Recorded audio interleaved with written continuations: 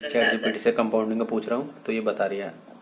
अच्छा तो क्या ट्रेडिंग में कोई ऐसा ट्रेडर है आज तक जिसने मतलब जिसका विन रेट 100% रहा हो हमेशा? क्या ट्रेडिंग में मुझे तो नहीं लगता कि 100% विन रेट किसी का भी होगा।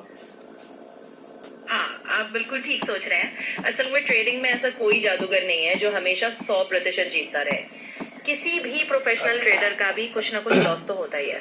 ज्यादातर सफल ट्रेडर्स बस ये करते हैं कि उनकी जीतने वाली ट्रेड्स हारने वाली ट्रेड्स से ज्यादा रहे और उनका ओवरऑल फायदा बना रहे। हाँ, कुल मिला के रिस्क रिवॉर्ड और मनी मैनेजमेंट को कंट्रोल करके चलना है। बाकी विन रेट अगर हमारा 30% भी होगा तो हम प्रॉफिट में रह सकते हैं। बिल्कुल, यही तो असली खेल है। अगर आप अपना रिस्क रिवॉर्ड और मनी मैनेजमेंट सही से संभालें तो आपका विन रेट भले ही 30% हो, आप तब भी प्रॉफिट में रह सकते हैं। तो बस इस पर फोकस रखिए और लंबी अवधि में अपना फायदा बनाए रखिए। ओके, अगर मान के चलो 30% रिस्क रिवॉर्ड है तो मुझे प्रॉफिटेबल होने के लिए क्या रिस्क रिवॉर्ड फॉलो करना पड़ेगा? सॉरी, विन रेट 30% है और रिस्क रिवॉर्ड कितना रखना पड़ेगा प्रॉफिटेबल होने के लिए? हाँ, समझ गया।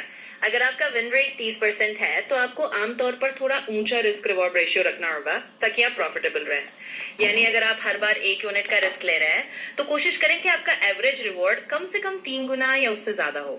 यानी 3 गुना या 4 गुना का रिस्क रिवॉर्ड रेशियो रखें तो आप 30% विन रेट पर भी लंबे समय में प्रॉफिट में रह पाएंगे।